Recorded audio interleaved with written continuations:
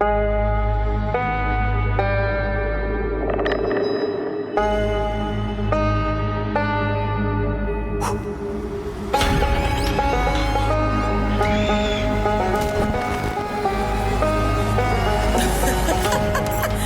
you can't trust County. Do you know I've started keeping a list of predictions for you? Predictions for me? Yes. What do you think I'm going to be? Well, okay. Is the wig that you posted that I said that I had one similar, is that today's costume? Yeah, that ended. Oh, just broke a nail off. Damn it. The stress. It's fine. I'm just going to press it hard. I literally just snapped it off. The wig, I did end up using that one because the other one that came in was worse than this. I'm going to say this wig that I'm wearing, it was not fit for human use. No one should be wearing this on their head. And yet it's the best I can do. To be honest, the wig I'm wearing today ain't that great either. She took a lot of finagling. So was this the hard front you were telling me about? It's actually, this isn't even a front. This is just like one of those No flop front. wigs. No This front. is a shake and go. The shake and go shake plop and go. wig. It's the swim cap, mama. It's the swim cap. Yes. But yes, I am wearing that wig. Okay. Because I have two predictions, but I don't want to say them. Okay. Just in case. All right, I'm going to take a little sip of coffee. Okay. Are you ready to do a reveal? I'm ready to do a reveal. Okay. I think. All right. Reveal in 3, 2, 1.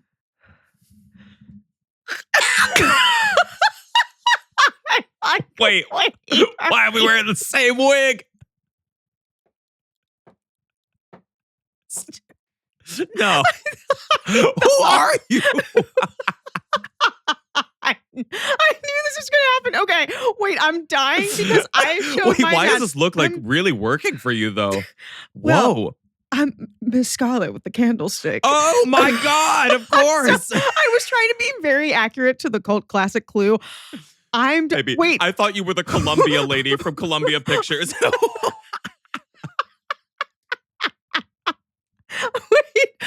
Wait, I know who you are. It's not coming to me. Hold on. Do you want me to give some lines? Are you Jennifer Tilly? No. You kind of look like Jennifer Tilly. Jealous.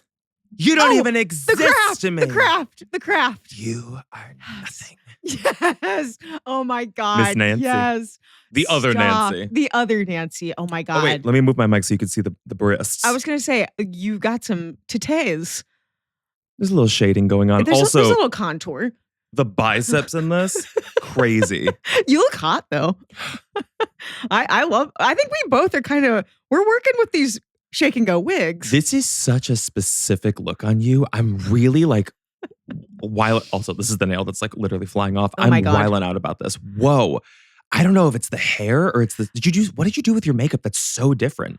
I think probably I just put on like falsies and like a lot of like smoky eye or something and red lip. I don't normally wear like a Maybe red that's lip. what it is. Yeah. Maybe. This is but yeah, it's crazy. It's such a look on you. This is such a look on you. By the way, though, when you did come on, for 2 seconds, I thought you might be like Elizabeth Taylor or something because that's with this wig. But I sent my dad. I was like, Dad, can you guess who I am? Because he's such a huge Clue fanatic. And he was like, are you Elizabeth Taylor? And I was like, shoot. Honestly, not a bad guess now that I'm looking at the wig and now that you set it up. I know. Oh my God. Well, these wigs really are very similar though. But mine, I'm telling you, this wig has no front and no back. I don't know what it is. I don't know who constructed it. I don't know what kind of head it was made for, but it wasn't made for me. Do you have it parted on the side? Or is that where it starts? I don't know where it starts, baby. Same. I have no... Look at this up close. No, don't get close. Don't get close. Keep the illusion far away. Hold on. I always forget this because I wear earrings, but like they get lost because we wear headphones. I know. The headphones I put them on and I was like, I did not think about that, but it's okay. I think it's a look still. It's okay. What you got going on. Honestly, you're still the Columbia lady to me. I'm the Columbia, but you know, I feel like both of these characters are bi icons. Yeah, for sure. Absolutely. Yeah. for sure. Like a by awakening. Yes. This nail. You God, look- I you haven't look had really nail good. glue on. Thank you. Yeah. It was it was a trial and error this morning. Doing this, I swear to God, Stu, starting at like 7 something in the morning, I was like, we're going to do a mask on the next episode. Will you wear this for the rest of the day? No. I'll make content with it for sure. Yeah. But I will take it off. I had a late ass night last night. What'd you do? I went to the Black Phone TikTok thing. I think it wasn't even a screening, so it wasn't a premiere, but it was some activation. And I thought I was going to show up for an hour. They kept us there all night.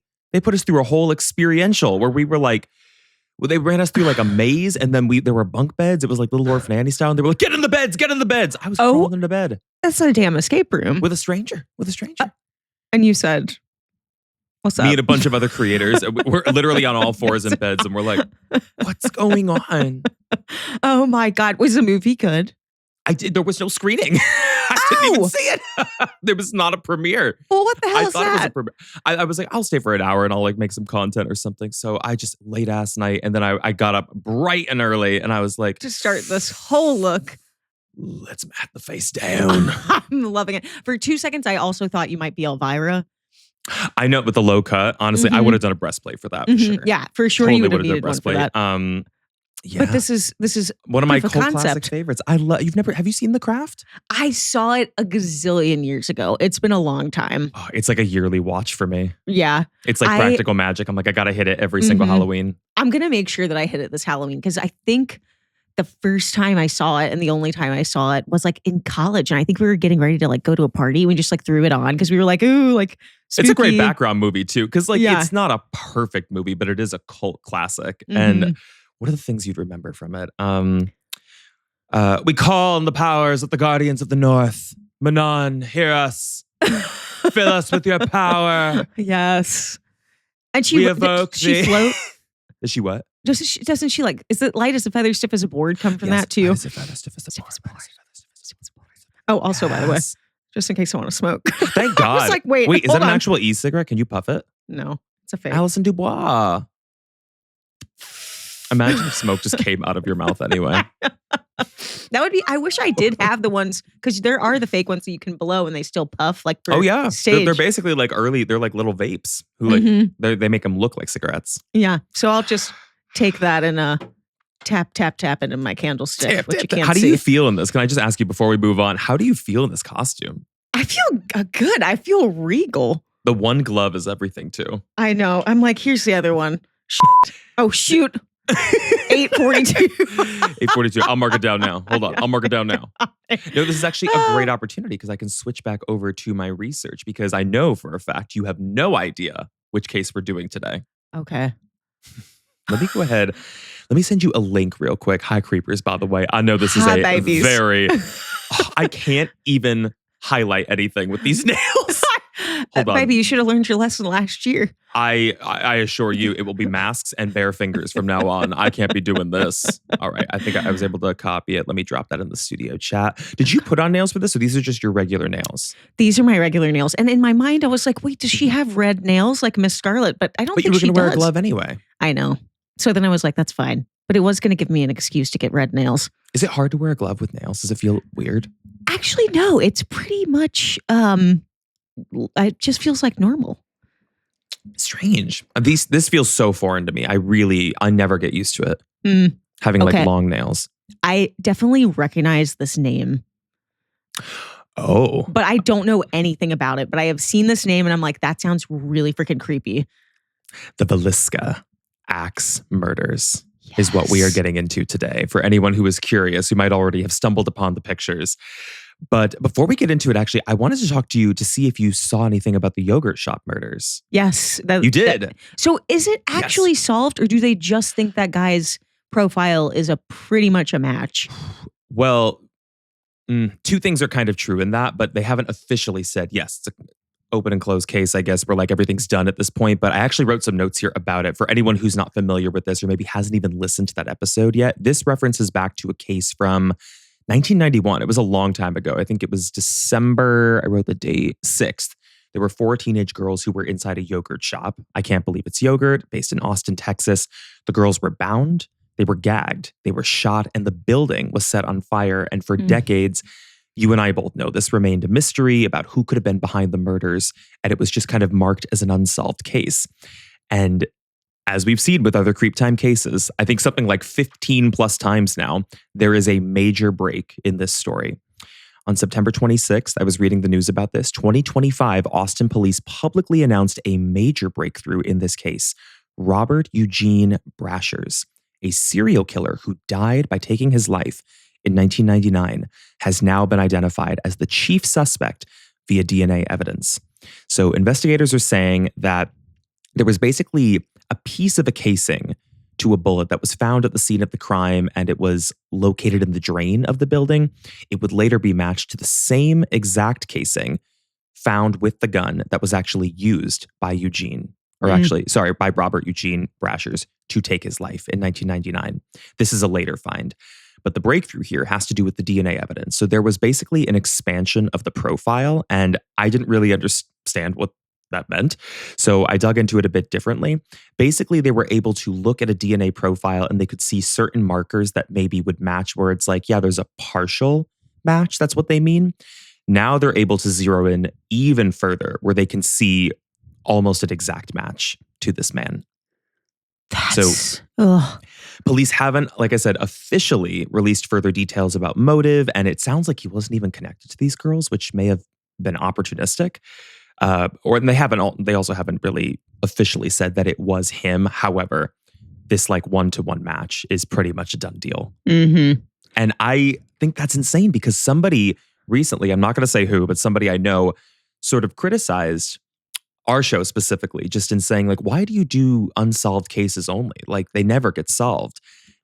And I take an issue with that because look at this. They do get solved. Like, and we've seen so many of them get solved. I know. And what's timely about it too is I think it was getting a lot of attention because I think there was an HBO doc on it or something. That makes sense. Yeah. Very recently. And everybody was kind of re-examining that case. I think the thing that I also was thinking about, and I don't know if you saw this at all, and I meant to look at it myself, was that I think we were talking about on After Dark or something, but there is a new technology that I was telling you about. We were talking about this, yeah. Yeah, and like this company has developed this like DNA testing that I guess can really take even the tiniest little match or tiniest little like what did you like just sample? call it? Like sample, yeah. Or a profile? Or like I guess since they can sort of just be a partial match or a full match or whatever, they can really hone in on that partial match and like get even further into it. And for a second I was like, oh my God, were they involved in this? But sounds like not. Sounds like it was. I don't know, to be honest. Not a private group, they just listed it as I guess sort of a new development in the technology where they could expand a profile and look at a more granular level at the DNA to see how many markers are actually a 1-to-1 with a whole list of suspects or in a database. So this is a huge win, I think, for forensics, but also it's a huge win for just closing the chapter on this case a little bit more. Yeah. And I don't know that we're going to get additional details about motive because, as mentioned, he was like a confirmed serial killer, especially by the time that he took his life. He was just never connected to this murder. So I'd be curious to see if there's anything that's going to come out of it or if there's any more information about why he did it, why he was there. But I just wanted to lead with that off the top because we got so many messages from people who were like losing their minds over this. It was crazy. I know. And whoever said that we shouldn't be covering unsolved murders, it was like four young women, 4 teenagers, minors that their lives were taken away from them. So I think they were just like, I think they were trying to make a case to me where they were like, it's a lost cause in many cases. And I'm like, that may not be the truth forever. It really may not. And I think it's still worth keeping these things top of mind. So I won't get into it, but I got into a whole argument with them. And I was like, and what the you do? 15 minutes in. Oh my God. They got me heated too. And I was like, well, actually, we've seen 15 solves. In this costume you were practicing. Truly. Yeah, it was during my makeup test. But if I could shift gears actually and discuss a little bit about the case that we are going to go through today, I want to preface this with a warning. All right, the case we were going to discuss, I will lead with saying that it is very graphic. Of course, it does involve murder, and it does involve the murder of children. That may not be for everyone. However, this is a case that has been highly requested. It is wildly well known in the world of true crime. And it was one that I had actually never done a deep dive on myself. So I took the opportunity, since it is the season and it is, sort of a heightened time for Creep Time where we look at some of the highly requested cases. I wanted to dive into the Villisca axe murders. Mm. So you don't know very much about it, you said, correct? You just recognize the name as like, okay, that is a staple in true crime. Yeah, well, because Villisca is such an odd, it's just not a very common name. I don't know if that's the name of where it happened or somebody's last name. And then, of course, anytime you see axe murder, it's like, oh, God. So I've seen it. Right. I've definitely seen it, but I know zilch about it. So I'm just very to touch on the intrigued. name a little bit, Villisca, I believe it was stolen from Native Americans. It was a word that they used that I think was roughly translating to like pretty place, which is very ominous to think that that was what this town was eventually named after. Mm-hmm. And of course, what the home would subsequently be coined with. So before I start, I think rather than give you a timeline, I want to walk you through a scenario. So I'm going to ask you, Stu, and I'm going to ask the creepers to imagine something with me for a moment. Place yourself in a world with me here where you are married and you have children in your home and it's the dead of night and you're in a house. It's old, it's quiet, and everyone is in their beds, drifting off to sleep, including you. You lie there in bed. You're kind of drifting in and out, maybe fading, when suddenly you hear a creak coming from the upstairs attic area. We've all experienced that feeling. We're no strangers to that. The moment where there's a strange sound that comes from the house in the middle of the night and you start running yourself through these like different explanations of like, maybe it's the house settling. Could it be the wind? The weather was rough outside earlier. Maybe it's just a normal creak coming from the walls. But then suddenly you hear it again. And then again. And then again. It's soft, but it's intentional. Almost like something is moving from the upstairs attic and trying to keep quiet as it goes to the access panel. But suddenly, you hear it once more. And in that moment, in the dark of your room, in your bed, you get this striking feeling that it's no longer a strange sound in the house. It could be someone in the house. The sound has now transferred from the attic to the hallway outside of your bedroom. That was very much the reality that this family faced before there was an 8-person homicide in that house. And today we are going to unpack what really happened on that night in June of 1912. How are you feeling? I'm very spooked. In my head also, I'm like, I'm ready to fight. Honestly, that is such a scary thought to think about, like, okay, I hear something and it's far away. So like whatever it is, I'm still kind of safe. And then all of a sudden it's just in my room.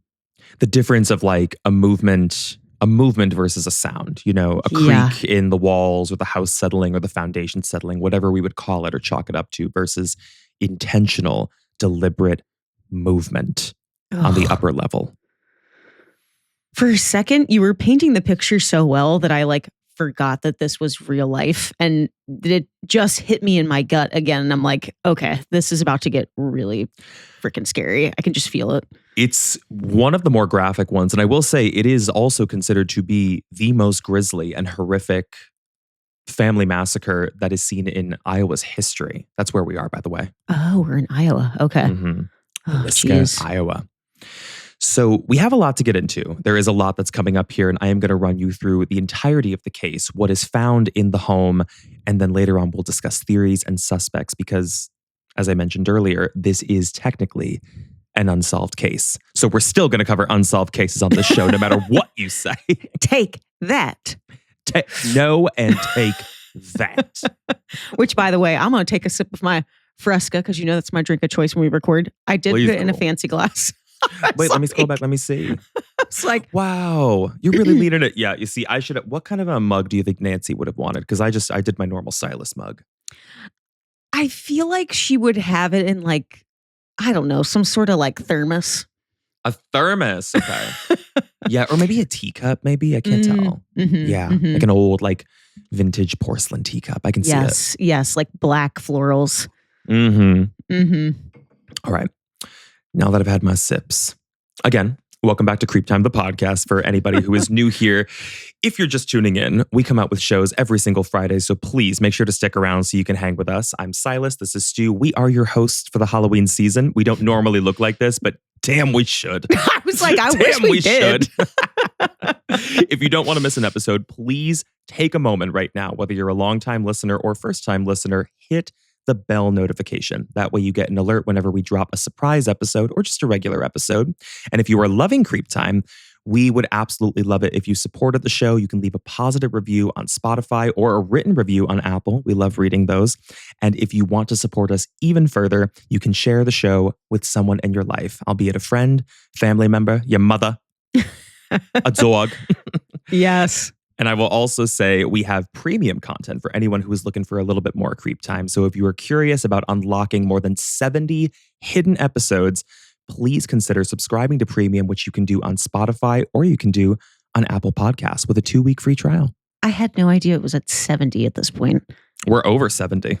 Somebody asked me the other day, they were like, how many episodes of Creep Time are there? And I was like, honestly, I was like, I know we're over 150 at this point, but all combined, I have no idea. That's kind of crazy. Isn't that wild? Yeah, because not all the premiums are really labeled as like part of the catalog. Like they're not a numbered episode. When I was talking to Delta, she's about to hit, I think, 150. And I was like, we're ahead of Delta? Oh my God. That's crazy. It's been a long time coming, baby. Look, but here we are. But here we are. Like this. Tits and all.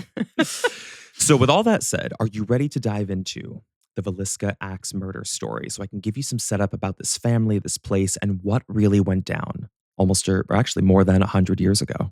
I sure am. All right. Well, I would first like to touch on the Moore family. You might see them, and also feel free to scroll through all of the pictures. There's nothing that's going to be a reveal in this, so just feel free to browse. You're probably going to see, and I will keep these up on Reddit Creepers, you'll see pictures of the family, you'll see pictures of the exterior, the interior of the house. It's constructed in a very unusual way, and actually parts of this reminded me a lot of Lizzie Borden, and also Hinterkaifeck 100%. And also, what was the other one I was thinking of? Amityville. Oh, yes. Yeah, especially when you see the attic. I mean, you might even see some pictures on the last page of the attic in those like very, very classic, iconic window shapes. You literally said it. You said Amityville, and I had just hit that button to look at the attic photo, and I was like, yep, there are those windows. And the synchronicity right there. So where are we again? Villisca, Iowa. This is a city that truly had the history of this place marred, I believe, by this home. I mean, it is one of the most recognizable places in the entire state because it is so infamously connected to this true crime case. And the story has dominated this town in such a way where I actually think it's impacted the population size because the population was never big. It was never more than like 2,500 people. It has been going down since like significantly over the years. I think now it's about to go under 1,000 people, I believe. Damn. Okay. Yeah. So the home is situated at 508 East 2nd Street in Villisca, Iowa. And this is where that family sat. We have Josiah B. Moore and Sarah Moore. This is the husband and wife, the father and mother. I had their names down, their ages down at one point. I removed them for some reason, but I believe Josiah might be in his 40s. And I think Sarah Moore is 39, I believe. They had 4 children. There was Herman Montgomery, age 11. There was Mary Catherine, age 10. Arthur Boyd, age 7. And Paul Vernon, age 5. Now, the night in question here is June 9th. And this would also include 2 young girls who were actually visiting for a sleepover, which is terribly, terribly unfortunate of what happened. They were Ina May, 8, and Lena Gertrude, 11. Their last name was Stillinger. So 8 people in total are in this home on this night. So just some more about Josiah B. and Sarah Moore. You probably see their pictures, right? Pictures of the parents. They're very recognizable. They're the only adults. Any just initial feelings about how they look, or do you want some backstory on what they did? They look like a very nice family. Like they look like, I don't know, sometimes in these old timey photos, everybody looks very austere. And I feel like actually. Because it took forever to actually complete the exposure of the photo. I looked at my great grandmother's wedding photos and I'm like, oh, they were fucking miserable. I keep forgetting. Damn, what time is it? 25. 25. At this point, I'm like, here we go. It's happening during Halloween. But it's funny. They actually kind of look like they're smirking a little bit or smiling. They look just like they tried to. I mean, that was the content. goal. That was the goal, I think, back then. It was like try to give a smile, but your face would just cramp because it took so long to finish a photo. But the family was described in this town to be very nice and very kind people. They were very integrated into their community, and they were also described as pretty affluent, which I thought was interesting. So both Sarah and Josiah were well known among their neighbors. They were known to be good people. They had a lot of friends at the Presbyterian church in their community, and I believe Sarah actually taught Sunday school at that church, but she was primarily a homemaker and would take care of her 4 children. Josiah was more of a businessman in Villisca, and I think that's where the affluent feel of the family came from, because he was particularly well known in the farming community. So he worked at the local level as a John Deere farm equipment dealer. I didn't know what John Deere was. I was like, who is that man? John Deere is a brand of farming equipment that dates back to like the mid 1800s. Did you know that? Yeah, I was going to say, you know where I'm from. I know who John Deere is. I was like, girl, were you on a tractor? Basically, that yellow and green is pretty iconic. That's the thing. That's the first thing I read. It was like everyone said the logo was very iconic, but he was basically, I think he was a dealer, but it sounded like he opened up his own like franchise shop to deal the equipment on his own. So he was like basically running it as his own franchise. And he was often selling and assisting with issues related to farming equipment, of course, tractors, plows, harvesters, etc. And it was a well-respected job because John Deere, as you mentioned, was a very well-known and very in-demand brand. And it was specifically in demand in this community. This was a big farming place. Now, the place where they lived, it is interesting, just as we're thinking about some of these details sort of settling in, because it was considered to be very safe, very quiet, and it was a dry town. Did you know that? Like during Prohibition? Oh, okay. No alcohol. So for all intents and purposes, like they really didn't have a lot of problems. So the thought of an 8-person homicide involving women and children was something unbelievable. Like people in this town had never seen, not even the police force, the law enforcement had seen anything like this. They didn't know what to do, like how to secure a scene like that. The town itself, just for some history, I believe had been around since 1858. And as mentioned before, the name was ripped from the native meaning behind Villisca. I believe it might have actually been a W before Villisca, and it translates roughly to pretty view or pretty place. It is situated in Montgomery County in the southwest of Iowa. And I was just going to touch here briefly, but I also kind of mentioned it earlier about the population size. At this specific time, in 1912, the population was just around 1,200, so still very, very small. And to this day, it's a little less than that. People don't come around very often, but when they do, even now, it is to see this house. By all accounts back in the day, Villisca was considered close-knit, it was church-focused, and farming was the lifeblood of the town. But what would happen here on a summer evening would shock an entire community, because it became clear that a cold-blooded killer was now roaming among these citizens, someone who had no restraint and would seemingly kill anyone. Now, before I'm going to run through the actual events and how they unfolded, given all of the context of the family, the children, the 2 poor girls that just happened to be there that night for a sleepover and this place, what are your feelings and your initial takeaways about the city?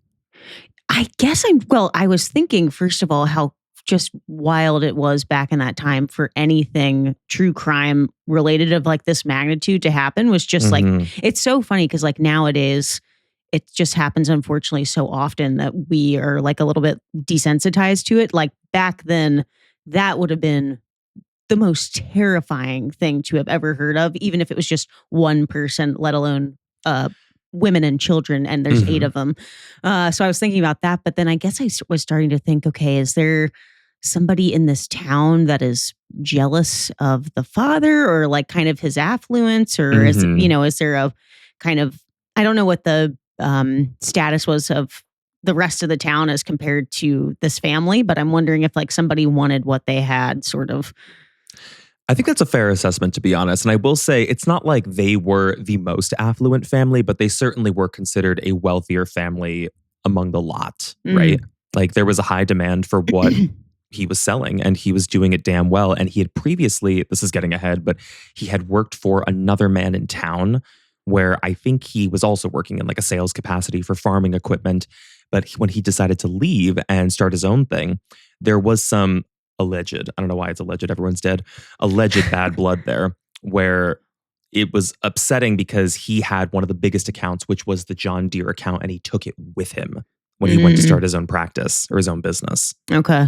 Yeah, so people always assume that there was a bit of a rift between him and his previous boss, but could that really justify an 8-person homicide, including children? Right. Is the question.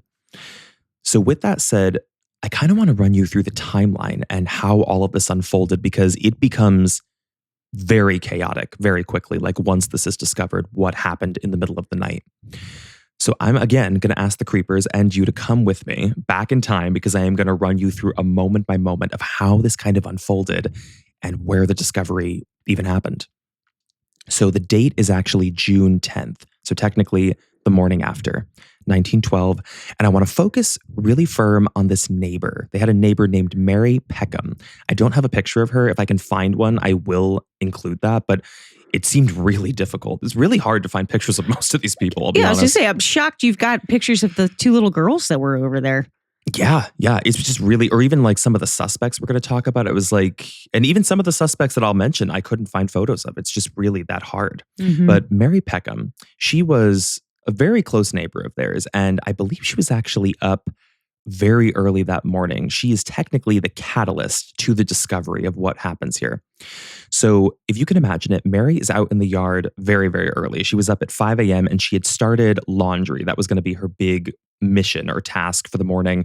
So she's out at 5 a.m. and she's basically doing the wash and she ends up going out to hang clothes on the clothesline.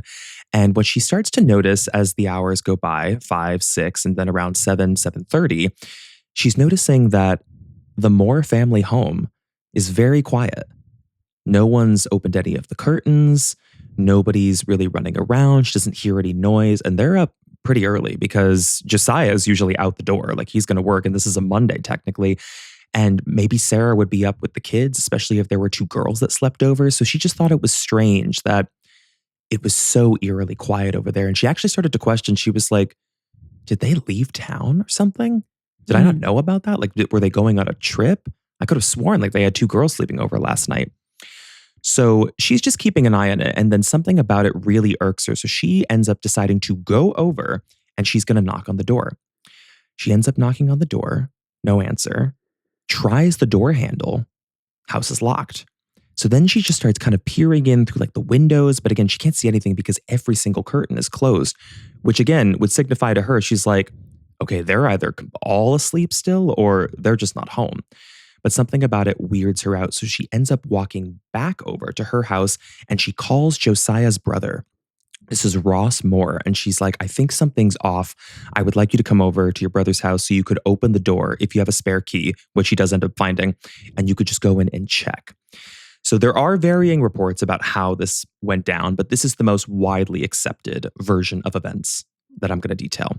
The brother Ross does arrive and he's there with Mary and they go up to the home and he ends up using a spare key that he found so he can get the front door open. I want to focus your attention to some of the pictures of the interior of the home. Do you see those on maybe, is it the second page or the third? I think it's on the second page, like the master bedroom, the lower bedroom. Yes.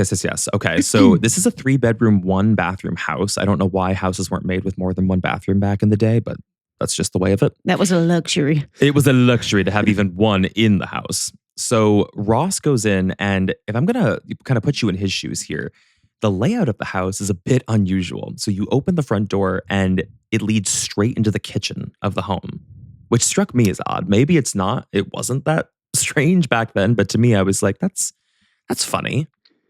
Right into the kitchen. Huh. I wonder if it was was that the only entrance? No, there were other, I think there was like a back door, but that was the only front entrance to the house. That is really weird. Yeah, it goes straight to the kitchen, or at least that's the way that he went in. So he's kind of moving through the kitchen. And if you're standing in the kitchen, there are 2 there are basically there are two like doorways, right? Like places you can go. And one is going to go, I think, straight to the living room area, which would lead you to the lower bedroom, aka the guest room. And the other door frame is going to lead up to the wooden staircase that would take you to the second level where the master bedroom is, as well as the children's bedroom. And I believe the bathroom was up there as well.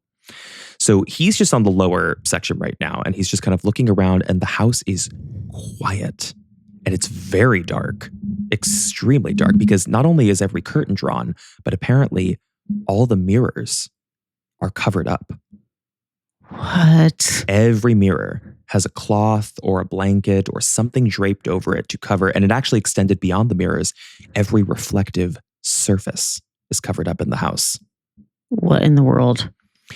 So he just got this very eerie feeling between that and the quiet, because he starts kind of calling out and nobody's answering back, but he's thinking that something feels wrong, but he sticks on the lower level. So he continued to walk from the kitchen through the living room area, which you'll probably see there's maybe a fireplace in there. I think they also had a piano, you might see. Mm-hmm. And it leads him to the downstairs bedroom. So he slowly made his way and he opened the door where he is met with the guest bed. And there appear to be two small figures under the bedsheet. But what his eye locked on first was the splatter of blood that he could see through the dark on the bed frame. And he said in that moment, his blood ran cold. What he found were the bodies of the two young girls, the sisters who had slept over, which promptly sent him racing out of the home to the outside porch where he screamed to the neighbor, Mary, get in contact with the authorities as fast as possible, specifically call the town marshal. Then we introduce Henry Hank Horton. Otherwise, he was just known as Hank, but he reportedly is the first official from law enforcement to go to the scene, and he had never seen anything like this. He was completely unprepared for what he would find in this home. So he recalled walking into the home after he was called, and his first impression was very similar to Ross's, where he was like, it's so dark in here. Every window is like closed up, curtains are closed, every mirror, it has something draped over it. What's going on? He initially goes down and he sees the bodies on the lower level, those two girls that are in the bed. He was floored by this. He's just looking at bodies that are completely soaked in blood, as is the mattress. And both these girls, little girls, had been severely, severely beaten, specifically in their faces. Ugh. They were unrecognizable. What he then realized is that he needed to inspect the upstairs because no one had called out. Fearful of what he would find, he slowly crept his way up the wooden steps. And if not for the family, he was fearful that he would run into the killer who might still be in the house. So Hank made his way upstairs, and he first goes into the master bedroom where, sure enough, he would find the mother and the father, Josiah and Sarah, in their bed in a horrifying state. Both were found dead with extreme blunt force injuries to their heads and their faces. Josiah had been beaten so badly, he was unrecognizable and his eyes were essentially missing. He then rushed over to the other bedroom on the upstairs level where he found all four of the Moore children were also dead. In fact, every single body in this house had been beaten in a very similar way. Their faces were unrecognizable. All of their bones broken in their face, their noses were broken, their mouths, teeth were knocked out. Everything was caved in on the upper part of the body. And the mattresses, as mentioned, are completely soaked in blood. It's a full family massacre. Now, according to Ross and his witness statement, Hank came running out of the house. This is law enforcement in a state of hysteria, and he is screaming, "My God, there's someone murdered in every single bed." Ugh. This was about to become a crime scene unlike anything the state had ever seen. So before I push any further, how are you doing just with your reaction to the discovery of the bodies and how grisly this scene really is? Oh God, this is so scary.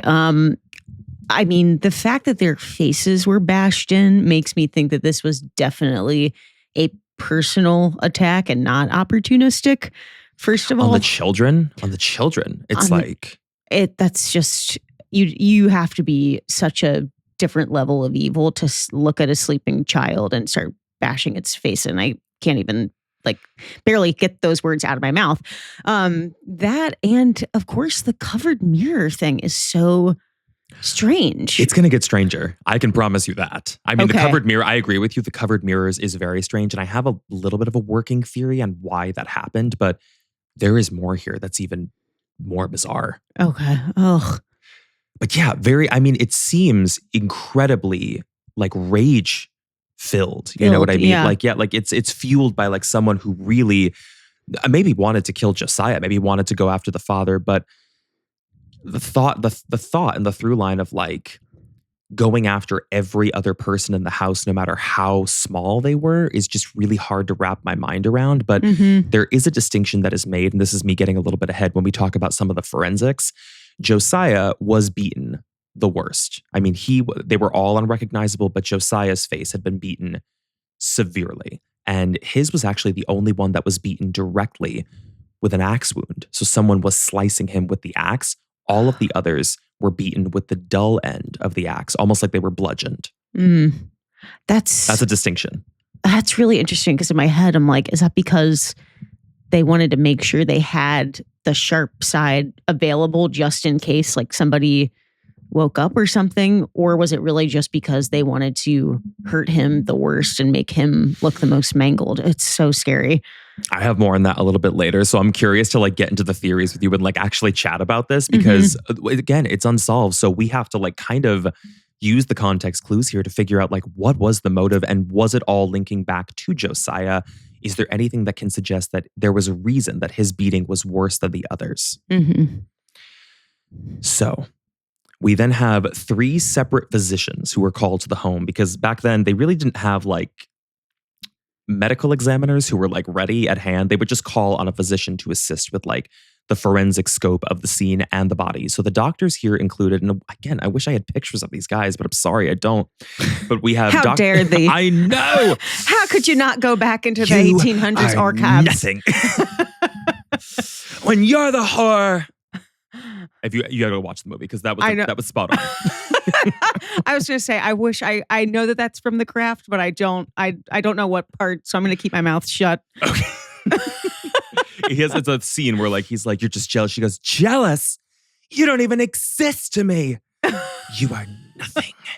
You treat women like whores when you're the whore. I'm telling you, Stu. Whore. I love how you got that in the back. Whore. Meanwhile, she lives within Farouza.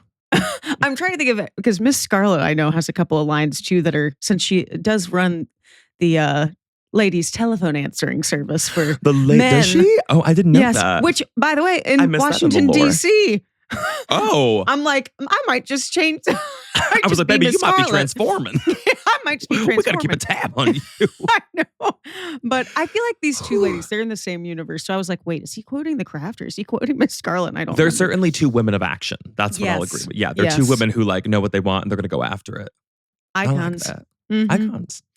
So again, who showed up to the house in terms of physicians? We have Dr. J. Cooper. He was among the first summoned, I believe the actual first physician on the scene. He is there and he initially confirms the deaths. And I'm like, I think that would have been pretty obvious. And then we have Dr. F.S. Williams. He helped examine the bodies and the scene as a whole. And then there was people were pronouncing it Huff, but I read it as Hugh, but I'm going to say he's also listed as Dr. L.A. Lomas. So I have no idea. Dr. Huff, we'll say. Just like some strange like discrepancies in like the spelling on papers maybe. So he is another local physician who was called soon after. He came in, I think, in like a consult capacity because he had more experience when it came to examinations of this magnitude and like severe injury. They also called a minister, so I read, or I think they're like their minister who knew them very well because again, they were very heavily involved with the church, specifically Sarah, who ran not only Sunday school, but like a children's program that they were at the night before. So the minister comes and everyone is just locked into the horror of this scene. But this is what they found, and this is what they determined from a forensic standpoint. So each member of the family was confirmed to have been killed while in their beds. The weapon used, an axe. It had hacked each person in the face repeatedly, and we had drawn the distinction where Josiah had the sharp edge of the axe that was used, whereas everyone else had the blunt side. The strangest detail here, or what I think is the strangest detail, is that every person, almost every person who was killed, is believed to have been completely asleep. When they were attacked, not a single person, except for one maybe, woke up because none of them had defensive wounds. None. Damn. So this person really knew where to strike. Well, there's lots of theories. It could have been that. Yeah, it could have been that they knew what they were doing. There are some details that would suggest that there are elements of this that were more opportunistic than we might imagine. But some people have drawn theories where they're like, was everyone drugged or something? I was kind of starting to think like something along those lines because it just seems so weird that nobody would wake up. How could everybody have slept through like a bludgeoning of this magnitude, especially like in the room with like the 4 children? I was gonna say the little kids. Yeah. None of it. I mean, Josiah, even like, because they believe that Josiah was first. He was the first one killed. How would Sarah not wake up through that? She sleeps right next to him. Mm-hmm. Doesn't that like strike you as like bizarre? Beyond bizarre. For some reason, I was trying to think, is there some parallel there with the covered mirrors? But I don't know if I can still make any sense of that. I'm sure you're going to enlighten me. But we have, I mean, there's some stuff about that. And again, we will never really know. So we're just going to use the context clues about the time period and also maybe some of the paranoia or the psychology of the killer, I guess. But I will say, I did mention there was one body that was found with some defensive wounds. And it was actually one of the Stillinger sisters. Huh. One of the girls who were on the lower level, and I think they may have been the last to be killed. So I forget which one it was actually. It might have been Ina, but she was found also with her nightgown kind of tampered with because none of the bodies seem to have any other like afflictions on their bodies or like any issues with their garments or their undergarments, but hers was a little bit different. She had no undergarments on, no underwear, and her nightgown was pulled up to expose her lower body. And it also looked like she was positioned with the sheet that was used to like partially cover her, where there was a sheet that was used to cover her upper half and like cover her facial area and then cover her legs, but only her backside seemed to be intentionally exposed to the person who would be entering the room.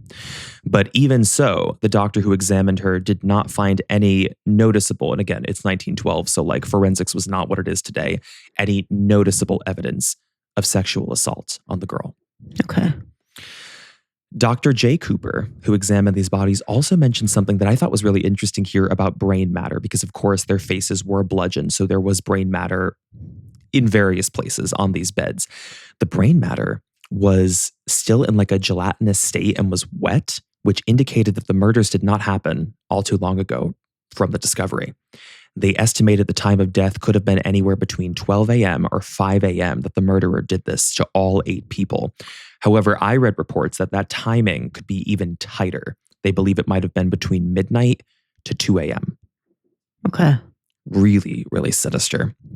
And the other find here that was interesting was that all of the victims, yes, they were killed using the axe. And I mentioned this before, that Josiah's was particularly egregious because not only was his with the sharp edge of the blade. The sharp edge yeah, of 25. Not only was it with the sharp edge of the blade, it was with the sharp edge of the blade. After he was already struck, someone came back in and did it again to his corpse. So they killed maybe everybody else and then had to get their one final. Then came back and beat an already dead body again. That sounds like rage. That's personal. Doesn't it? Mm-hmm.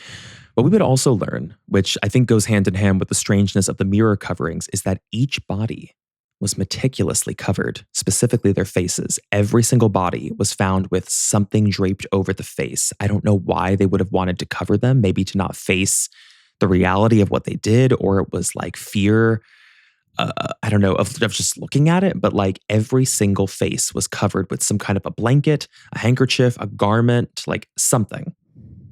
I don't know what to make of that, actually. Do you think it was just somebody who was like fearful to reckon with what they just created? Sort of, or I feel like I'm trying to think of other cases where we've seen this, but almost like giving them a proper burial in a weird way, or like sending them off into the afterlife in a way, which is just so counterintuitive because it's like clearly that whoever did this has no care for these people. So I wonder if it's that, or I wonder if they also were just thinking like it would be a thrilling thought for law enforcement to come in and sort of have that like scary moment where they have to like discover them under they're the like blanket. building a reveal. It does seem like some of like the staging of the bodies, or at least with one of the Stillinger sisters, was somewhat intentional to the point where like they are like telegraphing a message in a weird way with the salacious way, I guess they sort of put her in a shocking position where they just exposed her backside, but went through the afterthought of like, let's cover her face as well. So they have to pull that back and see what was done to her. I'm not really sure what to make of that, but they thought that it went hand in hand with the strangeness of covering up all the mirrors and reflective surfaces. And they also found some other things in there that were bizarre. They found multiple oil lamps that had been used probably the night before, and they believed they were used by the killer. They had been used, and I forgot exactly how they described this was done, but they had been used in a certain way to dim them basically to as low as like an oil lamp could possibly go.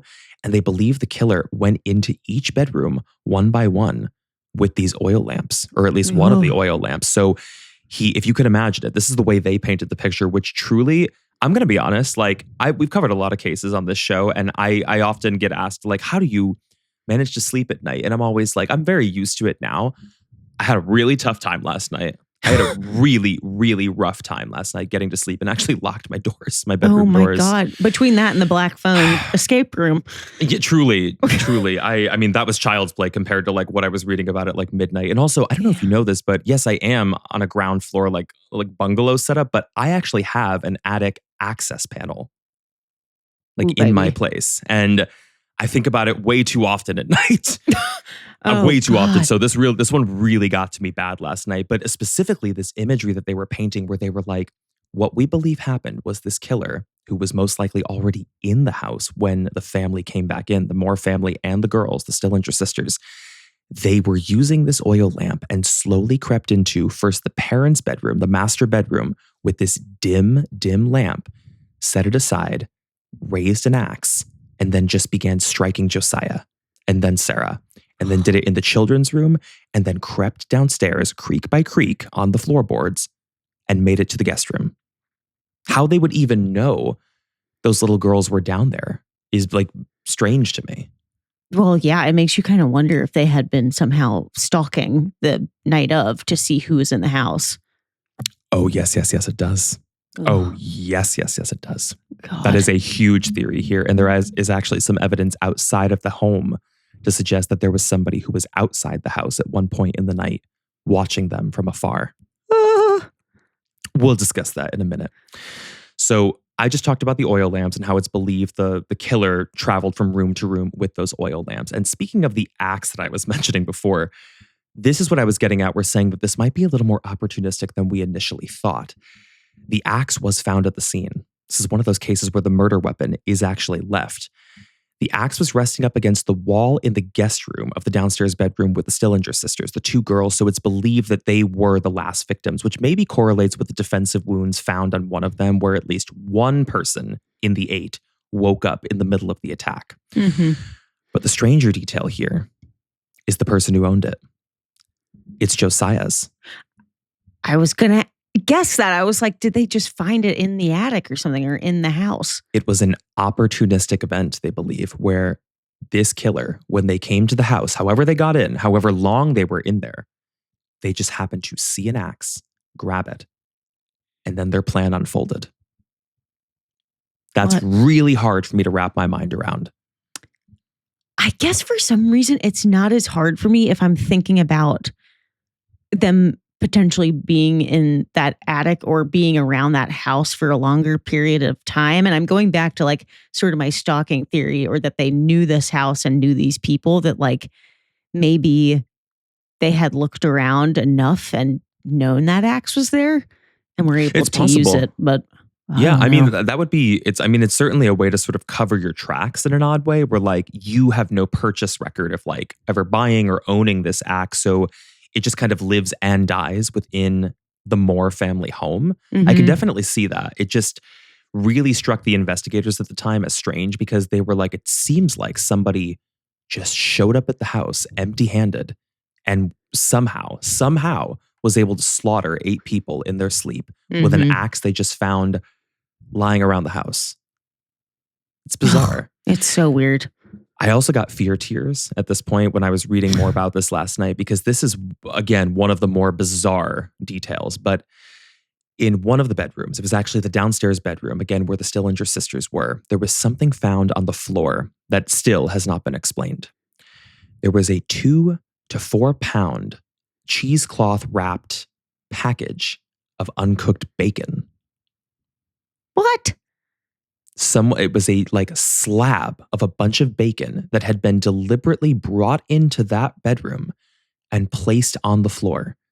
And we don't know why.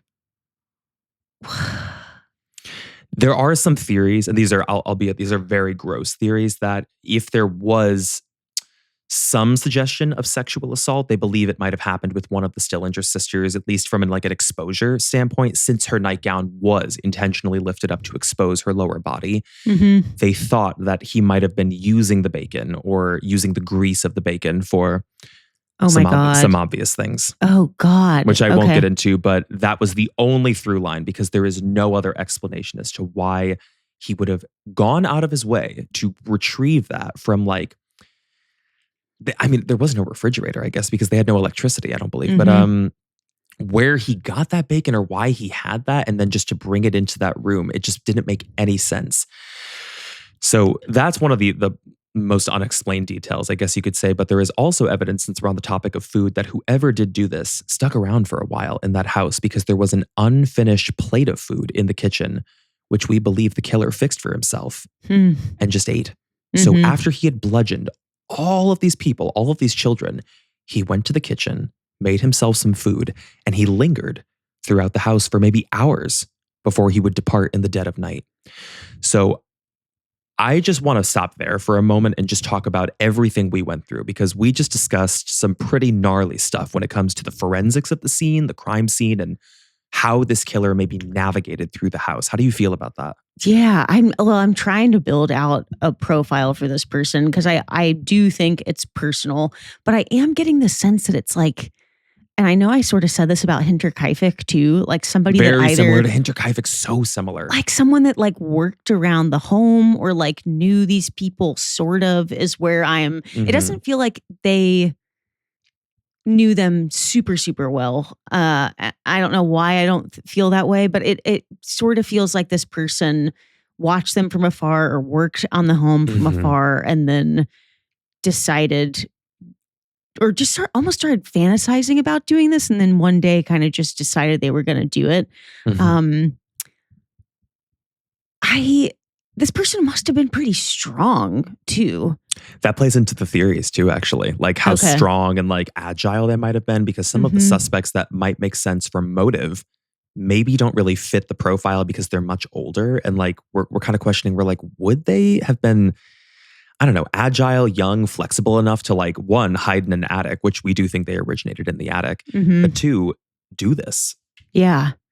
And then I'm sort of wondering what they do for work, or what their family ties are, because for them to be gone, well, actually, I don't know how long they were supposedly in that attic, if they had been hanging out there for a while, or if it was just that night. But in my head, I guess I was sort of thinking they were almost like a squatter and then decided to strike one night.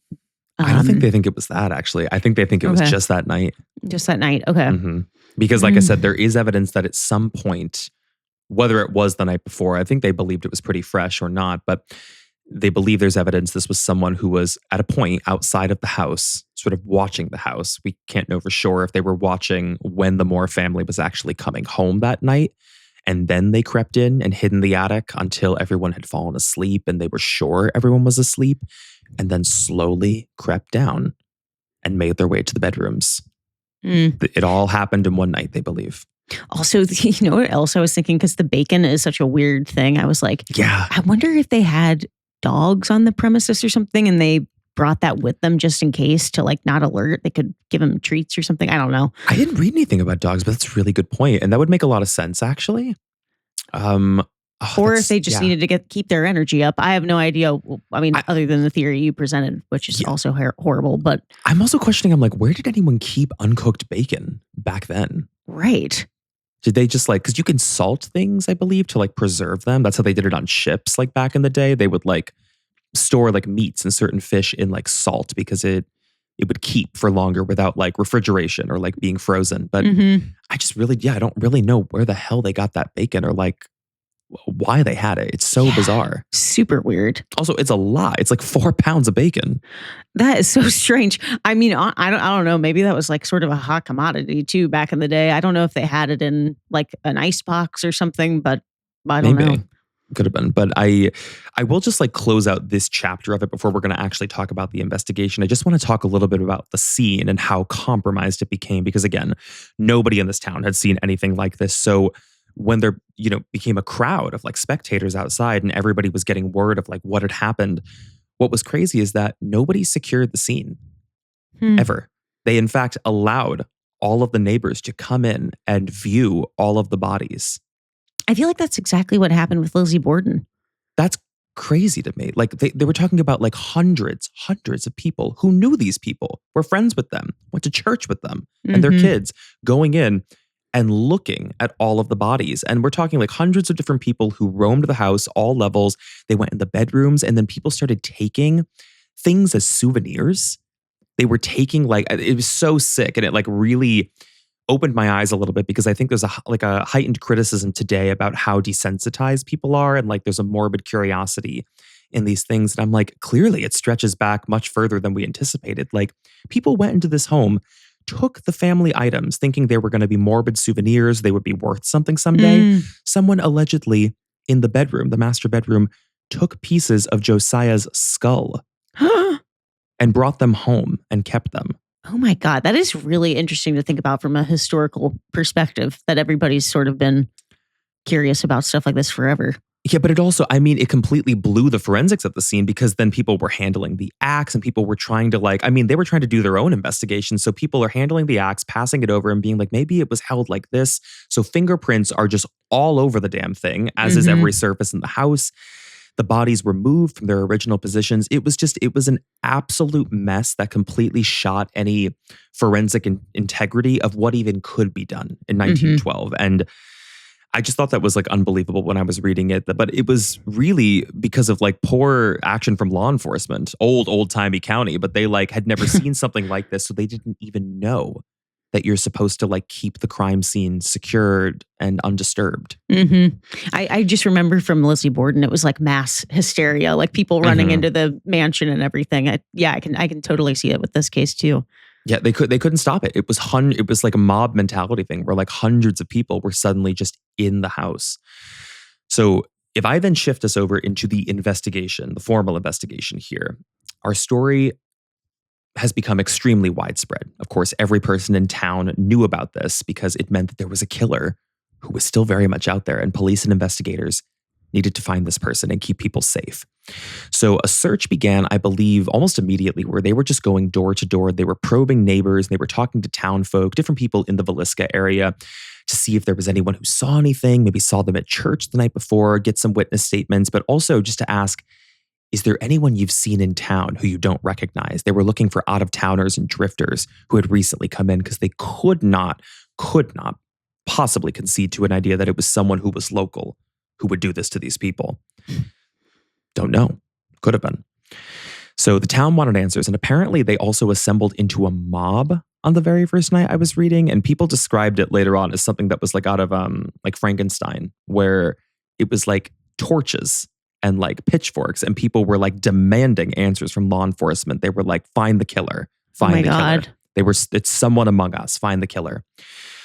What was known beyond the bodies, the nature of the murders, and the odd details in the house was that whoever did do this, based on the order that they did it, and some alleged cigarette butts that were found up in the attic, this is when we got confirmation. It was somebody who had basically stalked them from outside and then crept up into that attic, stayed there, had cigarettes, and then made their way down and did what they did. So I actually want to take us back a little bit before so we can try to understand the timeline from an earlier perspective. What happened the night before the family was murdered? Because is there something in that timeline that could inform who they crossed paths with, or like who saw them, who would have known they were out of the house until later in the evening? So I'm going to take us to June 9th, 1912. What exactly did the family do? What do we know? Now, let's not forget, June 9th was a Sunday. And Sarah Moore, the mother, she did teach at Sunday school. And pretty much the entire Moore family would be at church on that Sunday, as were the Stillinger sisters, because that's how the whole sleepover arrangement actually came together. Now, Sarah Moore, I mentioned this earlier, ran a children's program at the church. And for some reason, it started kind of late in the day. It was like 8 p.m. that it started. Interesting. It was 8 p.m. I guess, maybe you could think of it as like evening Sunday school, but I thought that was oddly late considering how early everybody supposedly got up. So 8 p.m. to 9:30 at night, the children's program would run. Well, that's actually, it kind of makes sense because you get the kids when they're probably tuckered out. Maybe they'll exactly, yeah, something like that. crazy. Where I was like, there must have been a rationale behind it. Also, I just lost my thumbnail, so I'm just going to leave that over there. R.I.P. R.I.P. So just from the recaps I read about this, even Josiah, the father, was in attendance pretty much all day, and he was there that night as well. So the whole family's there. The Moore children, they were heavily involved in this program. They would participate in it. Apparently, there were Bible recitations. There was singing in a choir. And I think one of them, maybe the oldest daughter, might have actually had a solo that night.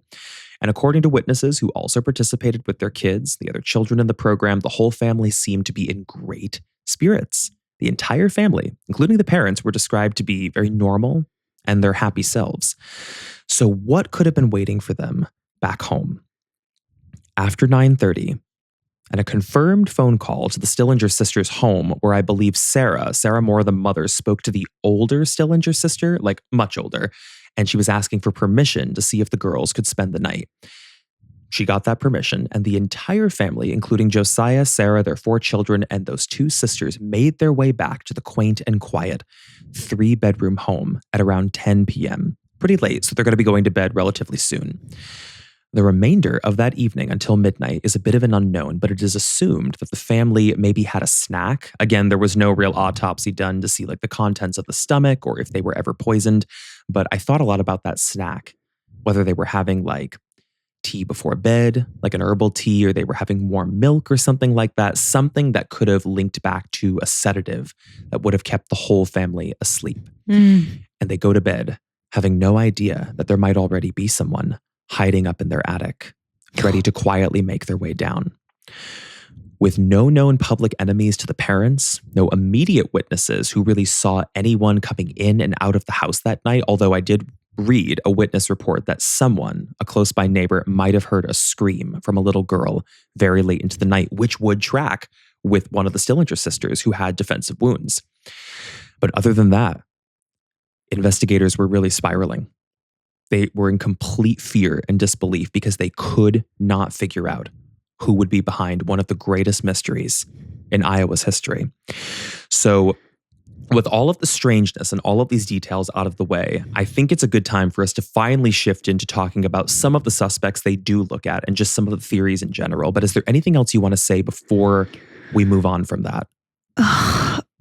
No, other than it's just bizarre to think about the idea of them going in there while they were at Sunday school. Because I'm like, then they also would have known the schedule.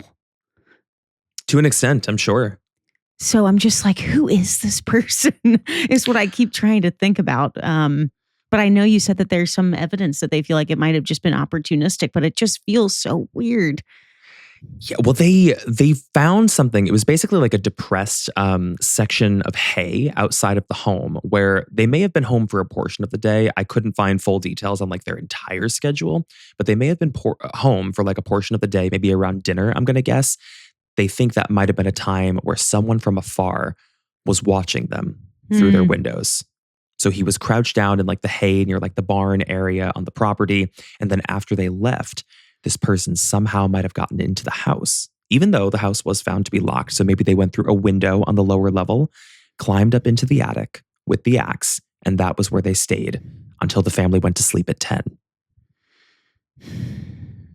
How does that feel? Yeah, I mean, that tracks. And then I'm just thinking they're just waiting until it sounds around like maybe midnight or 1 or 2. And it's like, what were they doing in those 2 hours just sitting up there? I guess smoking is one of the things. Smoking, listening, I mean, plotting. I have no idea. And I also, before we're going to move on to the theories, I also wanted to touch on another detail that I was reading about the covering of the reflective surfaces. I haven't forgotten about that. Yes. So back then, there was like a soft belief that like people believed in ghosts, right? They believed in spirits. They believed that spirits, especially spirits of the freshly dead, could show up in mirrors.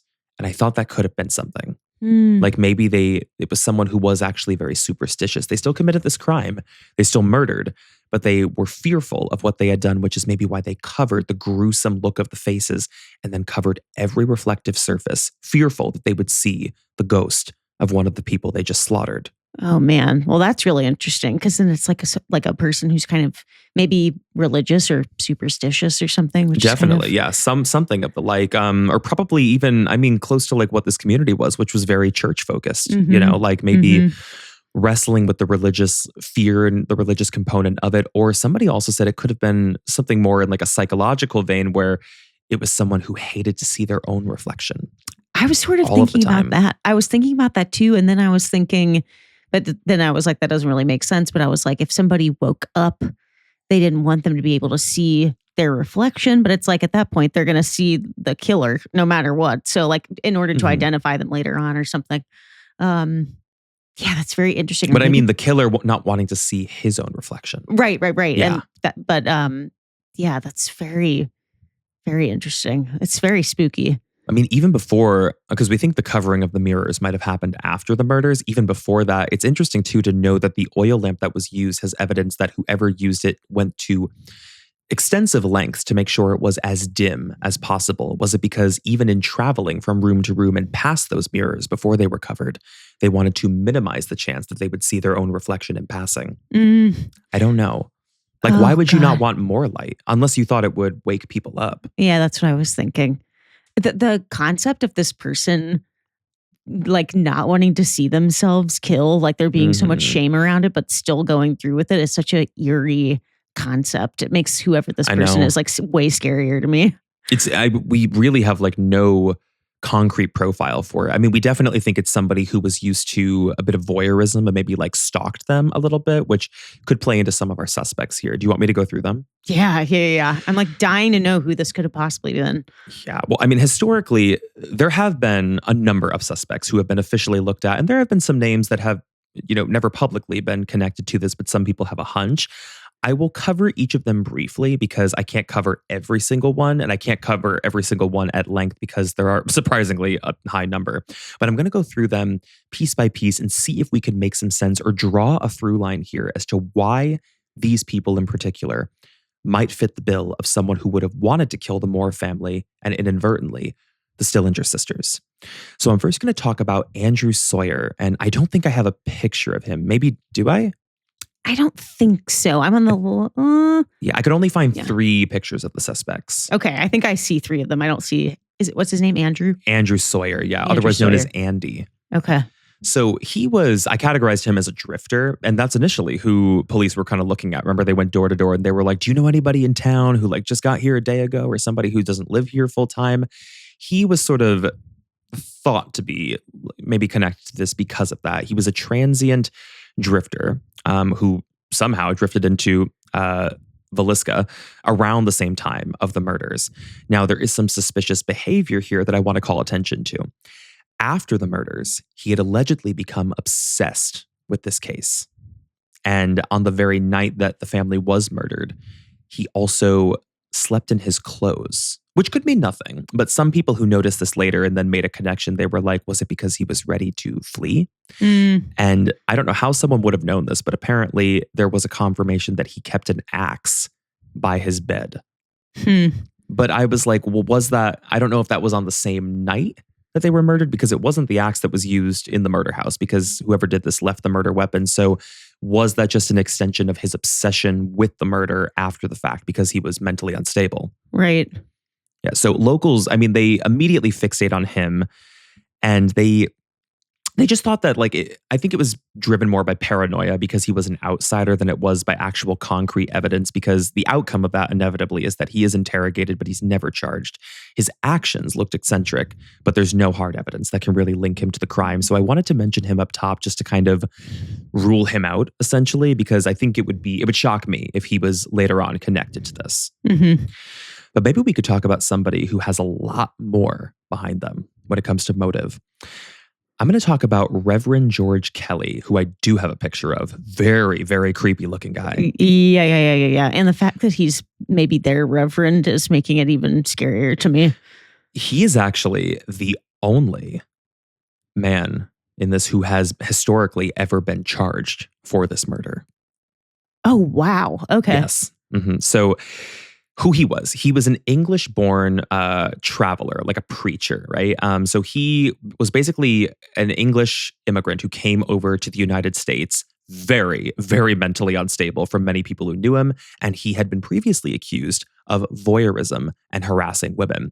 I read something, I didn't include this, so I'm just going to like paraphrase it, but I read something about how he had some history. I forget if it was before or after the murders, where if I could detail some of his like perversion towards women, he had put out an ad where he was looking for, I think, a typist or a secretary or something, and said something very cryptic in the ad where he was like, there will be other things like demanded of you. And there was a young girl who like needed money. So she responded to the ad and then quickly realized once she met with him, he wanted her to type for him in the nude.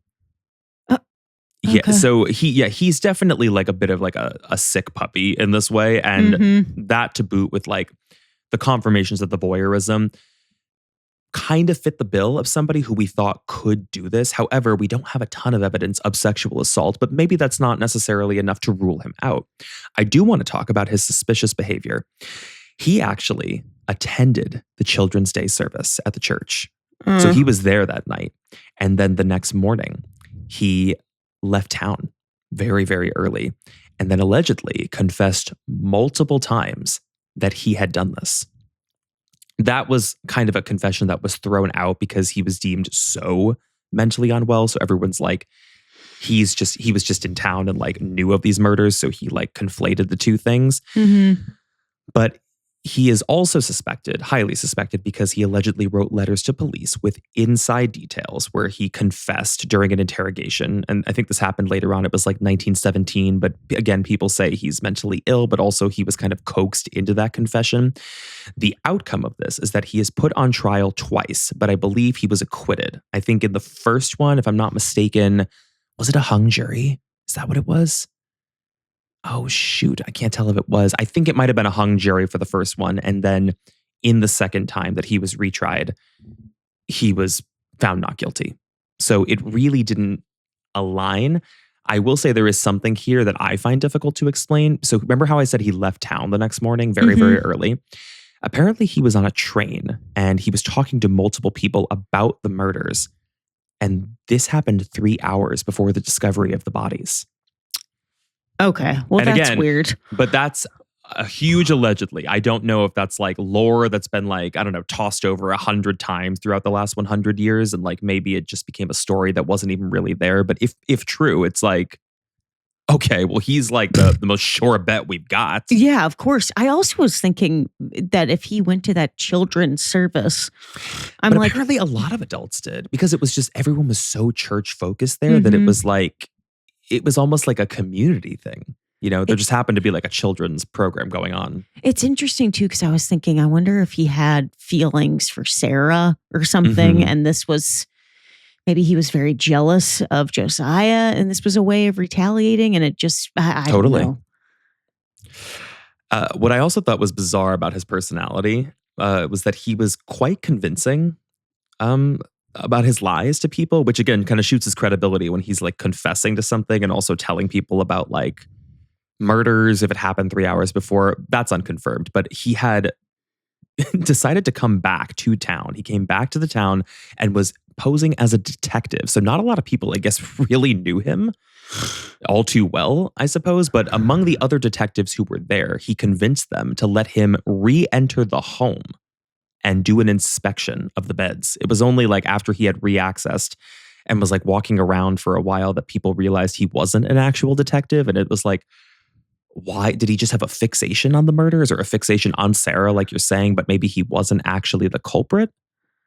That's so bizarre. It sort of reminded me of the guy from the Madeleine McCann case who like did something very similar at the beginning where he was I'm an inspector, or he didn't even say that he was, but like I'm an investigator or something. He was on the investigative team, and then he ended up not having anything to do with it. But it's like you just shot yourself in the foot. It looks incriminating, and especially when there's no real forensic evidence back then to like rule him out. Mm-hmm. So again, in 1917, when police really thought that they had their guy with him, they allegedly had a really, really rough interrogation situation where he did confess, but that kind of shoots their credibility because they kind of roughed him up to get that confession out. Mm-hmm. And when he did confess, he just said that God told him to do it. And so he did. That's so weird.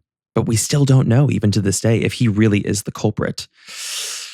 And I also wanted to talk about why Kelly was technically found not guilty, because this might cast a shadow of doubt on his guilt in general. So the confession, like I said, that's shaky, but also he was mentally unstable. We know that. He had bizarre behavior. He was often hearing voices. He had a history of peeping. He was writing obsessive letters about the murders and other things. So jurors weren't really sure if like he was operating in reality to be able to say like, well, did he actually do this? And then there's actually really no physical evidence that could tie Kelly to the crime scene. You know what else I was thinking? I was like, would a reverend smoke cigarettes? Probably back then. I'm sure doctors smoke cigarettes in hospitals up through the 70s. Yeah. So, and also, I mean, we're talking about somebody who might have bludgeoned children. So I think a cigarette is probably child's play at this point. Right. Yeah. He definitely seems like the most likely at this point. To me, at least. But I was, even so, I'm like, the thing that's lacking through all of it, outside of the lack of like clear evidence, is the motive. You know, he really doesn't have much of a motive to go off of. And even through his like confession, whichever way you take it, he just says that God told him to do it. So then I wanted to steer us in the direction of someone who might actually have a motive and whether that's a more viable avenue for us to go down. So I'm going to direct us to Frank F. Jones. I don't think I have a picture of him, do I? I don't think you do. So this is probably the clearest rival when it comes to Josiah. So I think you'll find this one interesting. Who was he? He was a wealthy businessman in town, and he was also an Iowa state senator, maybe previously. Josiah Moore had once worked for him. This is the guy I was talking about in the beginning, and then he left to start a competing John Deere dealership. He took the account with him. Suspicious behavior here. There is none directly. However, there were rumors of the bad blood from the business rivalry. And I also read this. Allegedly, there was an affair going on in town where Josiah might have been sleeping with this guy's daughter. Oh, and shoot. And the affair was apparently known in town because she was notorious for having affairs with other men, I suppose, or married men. And the way that she would coordinate them was by calling. So they had specific times they would call each other. And again, I don't know if any of this is true, but apparently this is how it got out, because back then, to make a phone call, you would have to call an operator first. So that's how it got tipped off to an operator, and then somebody talked, and then that spread, and then somehow it gets back to Frank Jones, and he realizes that Josiah not only left and took a huge portion of his business, his income, by starting his own John Deere situation and his own dealership, but he might be having an affair with this guy's daughter. Could that have been enough to drive a man to madness where not only did he want to kill Josiah, but his entire family and anyone else who was collateral? I feel like back then, sure. It aligns with Hinterkaifeck. It's much closer, for sure. Yeah, I mean, that's tracking for me for some reason, because I just feel like that would have been such a shock back then to come to light, and it's his daughter. I thought you were going to say his wife, which I was like, okay, like that. But I think a daughter would. His daughter, yeah. Maybe send a father off to do that. Oh my God. Well, here's the thing that kind of throws a wrench in it is that, yes, I mean, I'm going to say, like, the outcome here is that he is never formally charged. He is just kind of looked at through rumor and with a suspicious eye. But he is an older man. He was like, I think nearly at his 60s at this point, and he was not in the best of shape. So a lot of questions about how this person could have done this stalking plan and maybe like entered the home and climbed up into like the attic access panel by himself and then came down and used an axe on every single person in the house. It just seems hard to believe, but maybe not. Well, and it sounds like he didn't live super close by, or did he? I don't No, actually. I don't think he was a neighbor. And from the bad blood research that I was looking at, apparently the two avoided each other. Between Josiah and Frank, when they were on the same street, they would cross to the other side to avoid each other. That's how bad their relationship was. Dang. Well, because I was thinking, I was like, whoever this was had to have been able to get back to their home base pretty quickly. Why quickly? Why quickly? Just curious. I don't know. I guess I was just thinking like I don't know, in that kind of scenario where it's such a small town, but maybe now I'm counteracting myself. I'm like, in a small town like this, is probably pretty quiet at 2 a.m. But I would think if you've just bludgeoned a whole family, you'd want to get back to a place where you can hide and clean up and do whatever fairly fast. I don't think you'd want to linger. But yet we have evidence that whoever did do this lingered in the house and was in no rush. That's right. Oh. And actually, I mean, he did wash up a little bit. It looks like he attempted to wash the axe a little bit, but he didn't do a very good job. And he left it there. So clearly he didn't care if anyone found it. He just kind of rinsed off the hair and the organic body matter from the axe. And then I believe rinsed up his hands a little bit in a basin in the kitchen, and then made himself a plate of food and hung around the house for maybe hours. That's right. Oh, man. Well, that also kind of tells us something, I guess. It's like this person was very confident, or just sort of Yeah, it kind of seems like that. Yeah. Which I think opens up another avenue here where maybe we don't take the heat off of Frank, but we also concede to an idea that maybe it wasn't him who did it, but him who orchestrated it. Which opens us up to another suspect here, William Blackie Mansfield, the hired killer theory. I think you have a picture of him. I do, yeah. Yes, so who was he? He was an ex-convict, a known heavy drinker, severe alcoholic, and he was accused of being a cocaine addict, and he was accused of being a serial killer. Some suspicious behavior around him. So he was suspected in a string of earlier similar axe murders that took place in Colorado, Kansas, and Illinois. Why is he suspected in this case? Well, private detective James Wilkerson argued that he was actually a hitman later in his life, and he might have been hired by Frank Jones because he fit a pattern, covering mirrors, staging a house, and traveling by train from town to town. So what was the outcome of that? He was arrested in 1916, but I believe payroll records actually listed that he had an alibi in Illinois at the time, so he wasn't even in town for the murders. But again, there are some suspicions around that maybe, since Frank Jones was wealthy and pretty powerful, he could have paid somebody off to forge an alibi. Difficult to trust alibis from 100 years ago. I'm like, does anybody really know? I was honestly about to giggle that you had the payroll records from 1916. I'm like, Mama, those are the CreepTime payroll records. I was just saying, when we started our the show. very first coin that ever came in. The Oh my CreepTime coin, God. limited edition. That is so crazy. But I don't know. I mean, I think that's a more likely scenario, especially I think Frank has a lot of motive to want to go after Josiah, especially when it comes to money, business dealings, the bad blood. But the daughter scenario is really compelling. I just can't really wrap my mind around how he physically could have done it himself. So this guy seems like a really interesting avenue. We would just have to concede to an idea where we're like, the alibi is fake. That's corruption, whether it's at the county level or it's at the state level. But there was so much heat on this case. I can't imagine that somebody wouldn't poke a hole in that at some point, right?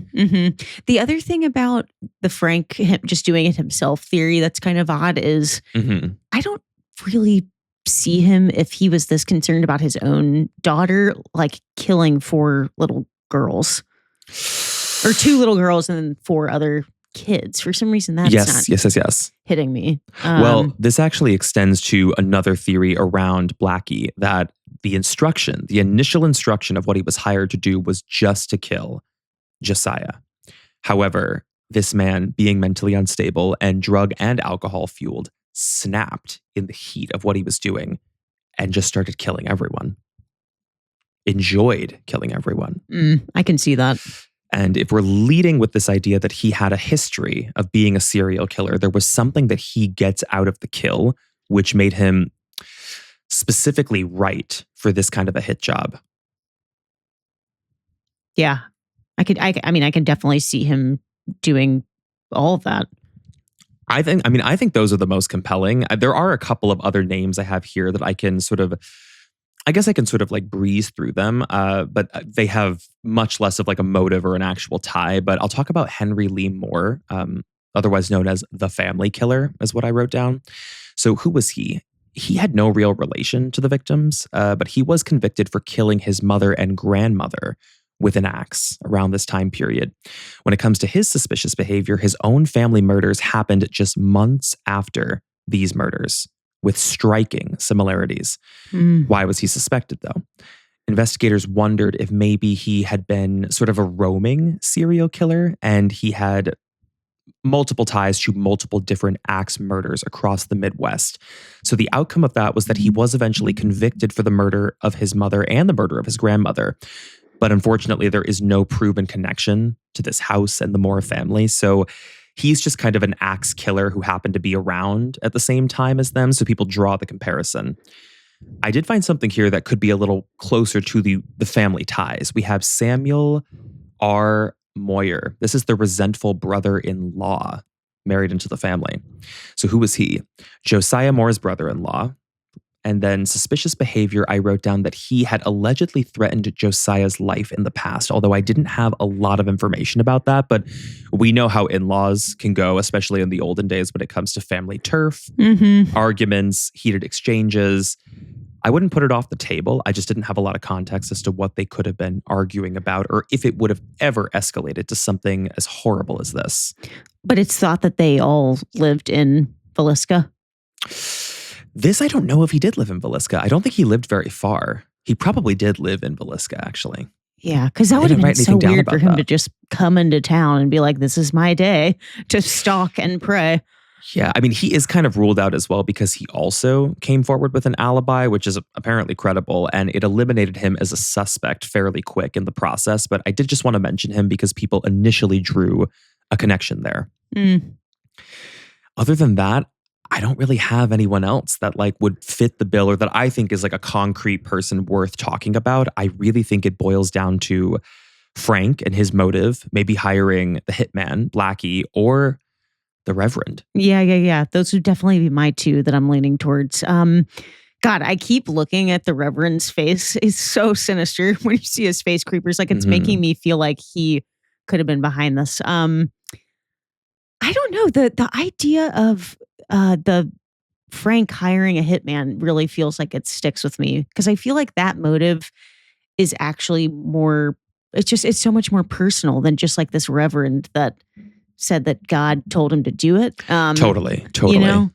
So I don't know though. I think it is really odd that the Reverend happened to be around them so much more, like in actual physical proximity the night of is very strange though. Kind of getting like himself geared up and like being closer to them, that would also kind of check out.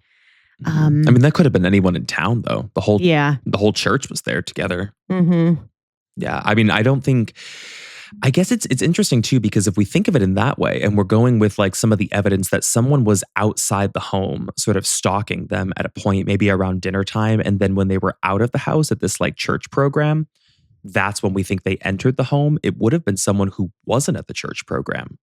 So the Reverend kind of gets etched out in that way. Oh yeah, that's true. Which brings us back to Frank and possibly hiring a hitman. Yeah. I wonder if, oh God, I even was like starting to envision like the Reverend like walking home with them. Like the after the Revenant. The Reverend. Like walking home with them almost after the Sunday school service or whatever. And then just kind of like not actually leaving and just kind of lingering. It's just so weird. I don't know which way do you lean the most? To me, the most logical is that Frank did hire a hitman who was incredibly unstable and did have a known past with very, very violent, multiple violent murders. So I was thinking it could be Blackie, but the alibi is the thing that disrupts all of that. And it was credible enough that police and investigators were able to take it, and believe it as truth. But I don't know. When there's a lot of money and there's a lot of affluence, I just question whether or not that could have been covered up. Because again, if his alibi has a hole poked through it and Blackie is found to be guilty, at some point, if suspicion and he is firm enough on him, he's going to talk and it's going to link back to Frank. I wonder how much back then, like a hired hit like that would have cost. It's really I don't know, but if anyone could afford it, it was going to be this guy. Yeah. He was wealthy. But that's really all I know. And that's why the case still stands in this sort of bizarre, mysterious, and unsolved place. Because to this day, nobody really knows who did this to the family or who would have wanted to do it and why they did the things they did between the bacon, the lingering, the eating of the meal, the hiding up in the attic, using an axe that was just in the home, which also struck me as strange because if it was a hired hit, theoretically, I'm like, isn't he coming knowing full well? He's like, I've got a job to do. I'm going to come with a weapon. It seems like he showed up, just found something and was ready to go. But then again, I sort of was thinking like, okay, I guess a hired hitman is like, well, I can get the job done no matter what. I'll figure out a way. I can strangle them. I can, How did he manage to make sure everybody stayed asleep? Like, that's also something I can't wrap my mind around. It's like almost like unbelievable. Did they ever, I guess back then they would have never really known to test it wasn't anything in the house for sedatives it wasn't or customary anything. to like I don't even know if they had the capacity to do it or anything like the tech to do it, but I read that it was not customary to do like any sort of a sweep for poison or any sort of toxicology on a body. That there was just no forensic technology to get that done, or it wasn't tapped on for this. Yeah. God, yeah, but I don't know, the Blackie thing really, it does kind of stick out to me. Even, I don't know why I keep coming back to like the bacon and like him having a meal afterwards, but it does now kind of make more sense with his profile that like, this is kind of just almost like a routine thing he's done before. And yeah, he's going to sit down, enjoy himself, and he'll clean it up, on his own time almost. Like a familiarity to it. And like, but also like the superstitious element of like covering the mirrors or covering the faces. I still find that to be a little weird. And maybe it doesn't necessarily align with Blackie. I actually would have thought that it would have aligned more with the Reverend because he was so vocal about like, God told me to do it. So he clearly believes that God is watching. Yeah, that's so weird. And I also was thinking, I was like, is there something about getting the blood all over the place that they were trying to cover up? But again, that obviously doesn't make sense. There was blood everywhere. I didn't even mention that though. No, but I mean, we should talk about that because the blood, yes, there was an immense amount of blood. Whoever did this, it was relatively clean in the way that they did it because the blood only remained on the mattress. There was never any real splatter like to the floor or anything. So it was very, I don't want to say strategic, but like, kind of controlled in an odd way. Also, here's the other weird thing. It's like, I know he went back and he hit Josiah again with the axe. Yes. And also Sarah. I forgot to mention that. He hit Sarah as well. Okay. See, that's kind of funny to me because I'm like, would Blackie really have cared that much to go back up there and do it? But listen, if he had gotten marching orders. That's a good point. Yeah. Do whatever he wanted to Josiah, if he had a little bit more rage in him and he just decided to go up there and hit him again. But I was sort of like, that feels more personal. I don't know why. Yeah, it's like the why. Like it doesn't even really make sense as to why Frank would have the children ordered as well, or who even knew that like Blackie would do that. But yeah, what is the personal grievance that Blackie would have to justify going back upstairs after it's all done and start hitting corpses? Yeah. Why? God. Unless he just really enjoyed, I wonder how many people he had killed previously. Maybe he just really enjoyed killing, which is terrifying. It's also weird because don't we usually see with these guys, they like taking a little trophy from it? Nothing like that was ever taken. It was like he really came in, whoever did it, to like do the job, get out. But that kind of tracks though, because it's like if he took something and then I'm forgetting his name, Josiah's enemy. Oh, Frank. Yeah. If Frank was like, oh my God, you took like it, I'm sure he would have given him orders since he's this more like high profile guy. Like, do not mess this up.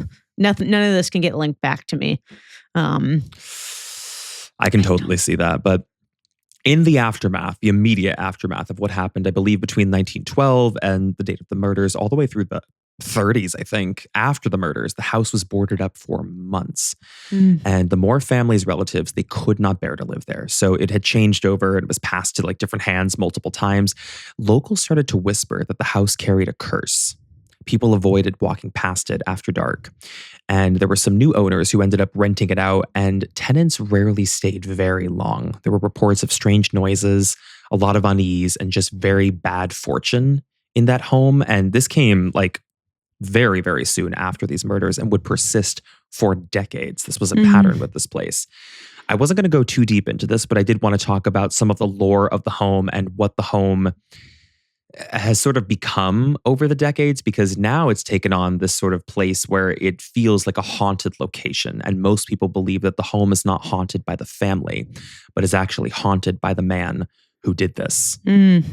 So there are visitors, paranormal groups, and even skeptical journalists who have reported unsettling experiences inside. Many people have claimed to hear children's voices on EVPs. So some people believe there are still children that roam in the upstairs. And for anyone who doesn't know what an EVP is, it stands for electronic voice phenomena. And there are witnesses who claim to hear little girls whispering or laughing throughout the home, often attributed to maybe Catherine Moore or the Stillinger sisters. Footsteps and dragging sounds have been heard in the upstairs attic, something like heavy boots moving in the attic area. Sounds similar to something being dragged across the floor. Reports of objects moving, doors closing and opening, lamps swinging, cold spots, and even allegedly a paranormal experience where someone said that they harmed themselves in the home and felt that they were out of control of it. When was that? Oh my God. Yeah, they literally like started stabbing themselves is what they said. And they attributed it. They were like, I don't know if I was having like a mental episode or like what happened, but I felt out of control where I just started stabbing my body. And it felt like the house informed it. So who's to say if there is something there, or it's just the lore of the place that creates this kind of paranoia and feeling in people where people just start acting out. But to touch on where the house is today, it was actually restored to its 1912 condition when it was purchased by new owners. So there is still no plumbing and there's no electricity from what I read. That might have changed now. And it operates today as a museum and a tourist site. Daytime tours tell of the history. They tell of people who have done overnight stays in the house, which I read there's only been 6 different groups in history that have ever done an overnight stay at this home. And some people who have tried to do it among those 6 groups have not completed. They've left after several hours because not that they said anything necessarily happened to them, but just being in the home feels very heavy and feels uncomfortable, like there's something there with you. If they still have the mirrors covered, like as part of the reenactment, that would be enough to actually like, because you know me, I feel like I'm always saying I could go and I could do an overnight stay. If the mirrors were still covered, that would send me in the middle of the night. I think they do. I mean, they keep all the curtains closed just the same way. It is exactly the way that Ross, the brother of Josiah, would have found it the moment that he walked into the home. Oh my God. Mirrors covered. You'll see all the beds. All those pictures that I included, those are recent pictures of how it's set up. Yeah. Ugh. So Is creepy. there a bird screaming outside your window? Okay. Yes. Literal. It's been bothering me. There have been. I was like, is that a seagull? There have been crows circling, and I'm like, what is going on? The crows, baby. They're like, it's October. I'm like, I get it. I get it, y'all. I'm trying to record a podcast. Baby, I'm trying to record over here. Jealous. Yeah. Communism is just a red herring. It's a freaking crow in this case. This is so wild. Even seeing just like the axe murder house outside of it, I just noticed that it really is like a museum now. Yeah, it's complete. I mean, people, they do tours during the days, and there are people who, it was interesting. I was listening to an audio recording of someone who I guess worked there like in the beginning. And he started like when it opened as a museum, and he was like doing the tours, and he came in as a skeptic, and he was like, I took the job because I needed the job. He's like, but I don't believe in the ghost stuff. And he had an experience where it was like after hours basically. And he heard something. He was upstairs, I think like in the attic area. And he heard something on the 2nd floor, like where the children in the master bedroom was. And he thought it was like kids or someone who broke into the house, and they were like daring each other, like go into like the murder house kind of thing. So he kind of hid, hoping that he was going to get a chance to scare them. And then when he heard what he thought was them approaching, he jumped out to scare them. There's nobody there. Oh my God. And the whole house was empty. And he had little moments like that from there on where like he would shut all the lights off, and then he would leave the house and lock up and go to look back at it while he was going to get in his car. and a light would be on in the attic area, even though he was sure every light was turned off. So little things like that kind of compounded, that created a bit of the lore or heightened the curse of the home over the years. Mm-hmm. Oh God, the idea that you can go into the attic is crazy. Yeah, every bit of the house, every bedroom. It's really something. And I think there are people who still go and visit it to this day. It's largely, what defines this town, because again, there are so few people who live there full time that this is a major attraction that people come to just see and have that sort of morbid curiosity that draws them to look inside the house, which is the same from over 100 years ago when the neighbors would come and they said, we want to see inside the house. Mm-hmm. I actually do want to go to this place. I'm like, how far away is this from Des Moines? Yeah, I don't know, actually. It's in the southwestern portion. I know that. But Stu, I know this is a longer episode, and thank you to the creepers who sat through it, but that is everything in a full detailed account of the house and of the Moore family and what really happened on that June night in 1912. And to this day, we still don't have a concrete answer as to who is behind the axe murders. That was so, first of all, just like so detailed for being a case from so long ago. And I know. I got like chills halfway through it because I was like, oh God. Like for some reason with the older cases, sometimes I like forget halfway through that it's still like real life. And it's almost like it's just so much worse because of how long ago it was and this would have been such a shock. And these poor little kids, I just like keep looking at their faces. It's so senseless and terrible, but what a creepy case. I know. Do you think they were sedated? That's the one question that still kind of hangs over my head about this. I actually don't. I don't know why. It just seems like everything kind of happened so fast and like at such a late time of night for most people on a Sunday that I'm sort of like, they were just dead asleep. Yeah, I like don't know who would have had the chance to go into the house or I guess know that they were going to fix themselves like a late night snack or something. Like they really would have had to have premeditated that, I guess. They would have, yeah, for sure. And I just don't know how that would have been possible. I don't know. I feel like the hitman thing just really hits for me because he would have probably had enough experience to know exactly where to strike someone to knock them unconscious and not have them wake up. It's just really bizarre that nobody sleeping next to them would have woken up. Yeah, or that he could manage to do that to four separate children in a room, one by one, and not even the fourth would like toss in their bed from the sound, that like heavy, blunt sound of an axe cracking a skull. I can't imagine that. I was trying to think about from like Lizzie Borden, because I feel like there was something similar where the maid maybe said that there was like no shot that she had heard something, but they were like, you definitely would have heard. But I think then they tested later and it was like maybe the walls were so thick that there was a chance you wouldn't have heard. But anyways, it's just bizarre to think. That's possible. It was a not a relatively new house, but houses back then I think were generally made better or with better materials. So maybe there's something to be said about that, about the thickness of the walls. Yeah. I really don't. And I really don't know. At least one did wake up, though. We know one of the Stillinger sisters woke up and had that defensive wound. So whoever she saw in her final moments, she is the only person who ever saw the killer. Ugh, that's so sad. I feel so bad for the Stillinger family. My God. I'm just unbelievable. We've covered other cases like that where like it just happens to be a chance thing where like someone sleeps over for like a one night occurrence, or like they go on like a one-time trip with a family or something and they're just caught in the crosshairs of like something horrible and evil like this. Yeah. I don't know who could have done it. In a weird way, it's almost like it's payback to the person that orchestrated it, that they've got to take additional lives in a weird way. It's like, I don't know. I don't know if that makes sense, but it's like, you know what, if you're going to do this, like you have to do it to some innocent people too, like you sicko. Like was thinking about it in that context, which is kind of weird, but I don't know. I mean, personally, I think everyone in there is innocent. Even if like Josiah was the main target, I'm like, nobody deserves to be bludgeoned like this. I was like, of course. I mean, whether it was like a business falling out or it was the affair scenario, I'm like, it's just insane. It's an insane way that someone can be killed. And I can't believe it happened. And I can see why it created a sense of like hysteria and a mob in this town. Oh, baby. What a kickoff to spooky season. I'm like, now I like want to like go to a haunted mansion or something. You want to go something spooky? Yeah. Yeah, well, I actually don't know how far this would be from like any of like the major cities. Did we go to Iowa ever on tour? Baby, if we did, it would have been Des Moines. And that's the only place I know of, I think of in Iowa.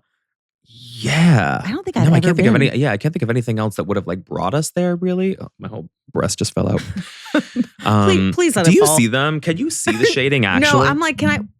Yes, I can. Honestly, you've got more cleavage than I have going on currently, and I'm supposed to have a lot more. Well, this is all powder. That's why I was like, Stu, it's flat as a board.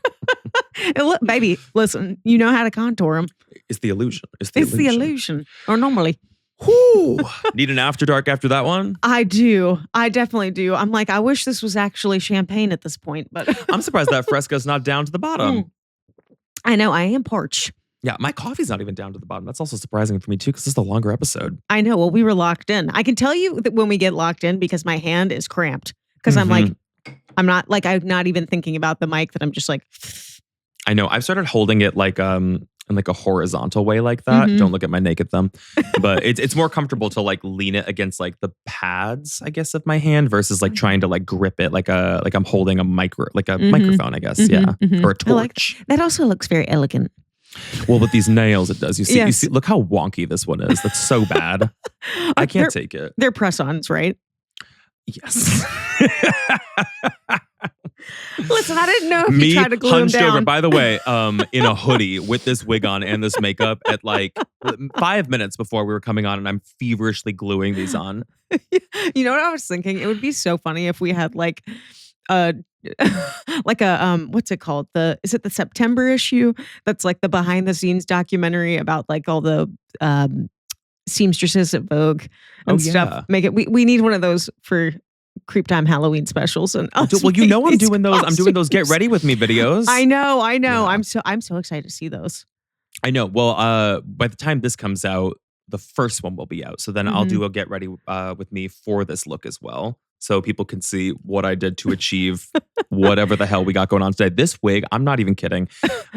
I don't know if I could shop on Amazon again after this wig. I know. This one's really bad too. Yours looks believable though. And like actually kind of nice. This is not up close. I don't know what this was made for.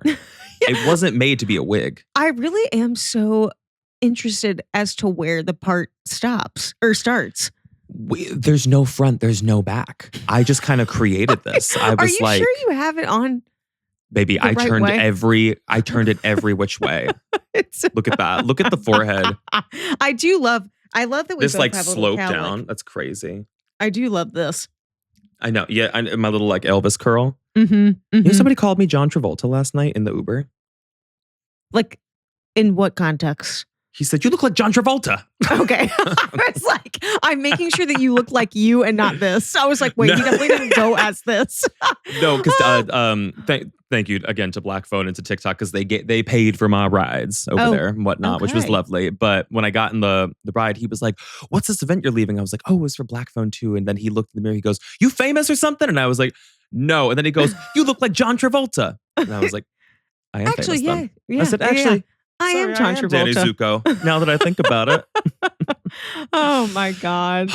Well, thank you, Stu, for joining me on this episode. And thank you to the Creepers for diving into one of the most this has been requested for years. It's one of the most highly requested cases we've ever gotten for this show. That must have been why I've seen the name, because I'm like, I know I've seen this name countless times. I'm sure it was from the Reddit suggestions. Yeah, I mean, it's definitely like had its boom, and I can't even tell you how many times people have covered it. So I would have been shocked if you hadn't seen or heard any part of this case. But I'm happy I got to go into a deep dive, about it with you today and really talk about some of the logical suspects. I think that was the component that I was missing the first time I heard it. I was like, I just assumed it was an unknown forever. I think we're a little bit closer to what makes sense today if we assume the alibi for Blackie is not legit. It'd be so interesting. I don't know if they still have that axe anywhere, but if they were They able do to, in the museum. that is you can wild. go and see it to this day.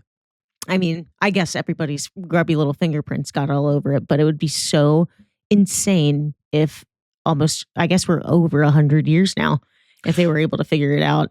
But I'm saying, like, even if there were like 1 million fingerprints and like 1 million people's DNA because everybody handled it, Blackie is allegedly out of town on this alibi, right? So his fingerprint shouldn't be on it at all, or his DNA shouldn't be on it at all.